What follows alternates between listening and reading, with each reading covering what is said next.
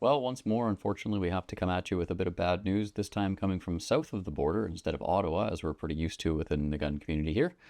On Monday, Donald Trump was inaugurated as the 47th President of the United States, and most of Canada breathed a collective sigh of relief when we did not see the realization of the rumored tariffs that were going to be instituted in his blitz of day one executive orders. However, in the hours and days that have followed, we have since learned that a 25% tariff on all American products being exported to Canada is expected to be instituted on February 1st. That is the cause of this video, which will be relatively brief because for those of us in the shooting community, obviously a lot of our products come from America. Everything from guns to optics to accessories, holsters, and most pertinently for the purposes of this video, ammunition. And that's what we're going to be discussing very briefly. In short, if you don't have a lot of time, I'll cut straight to the chase. If you have the ability to and have a desire to shoot for the coming months, I would strongly suggest that you purchase some ammunition between now and February 1st.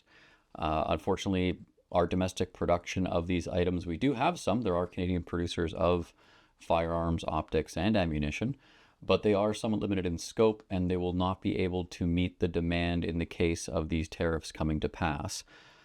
Specifically, there are some calibers such as 22 long rifle, more specific, not really niche, but not quite mainstream calibers as well, like 6.5 Creedmoor, potentially even 303 British, that a lot of the Canadian manufacturers do not service quite as regularly.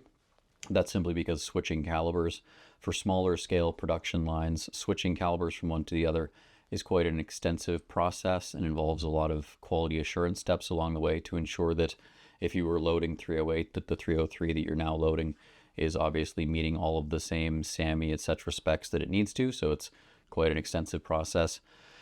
Obviously, I hope the Canadian shooters will be able to support the Canadian manufacturers that will still be producing stuff here and selling domestically. But like I said, in a lot of cases, it'll be very tough for them to meet demand.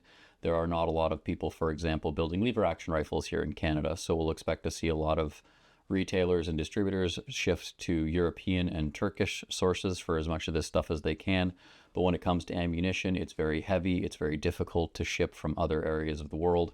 It's the thing that's probably going to be hit the hardest in this. And when you consider the effect of both the interest rate or the 25% tariff coming in as well as the exchange rate, things are looking actually quite shocking. For example, if you were to export $100 worth of ammunition previously, by the time the exchange rate was done and the taxes paid, for example, in a 12% HST province like Ontario, you would be paying about from $100 US, becoming about $160 Canadian.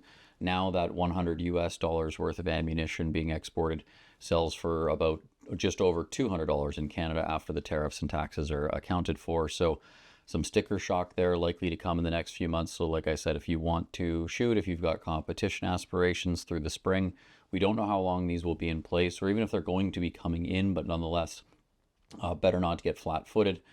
22 rimfire is expected to go far. If you want to perhaps try and avoid some of this and get into reloading, that equipment mostly comes from the United States as well. So pick that up while you can, as well as components, primers specifically. A lot of our primers in Canada come from the United States. They get very thin on the ground, as most reloaders can tell you. In times when ammunition gets pricier, most powder also comes from the United States. But nonetheless, if you do go that route, your money will stretch farther, just like it always does with reloading. So it's not a bad way to go, especially if you've already got a press or dies set up. But that's basically it. Just a very quick note today to let people know.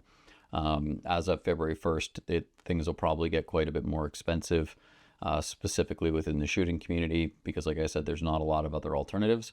But we will be keeping our eyes peeled for more of those to crop up. There is rumors of a new ammunition plant opening up, for example. So we'll be chasing some of those down to see if there's relief on the horizon in that particular regard.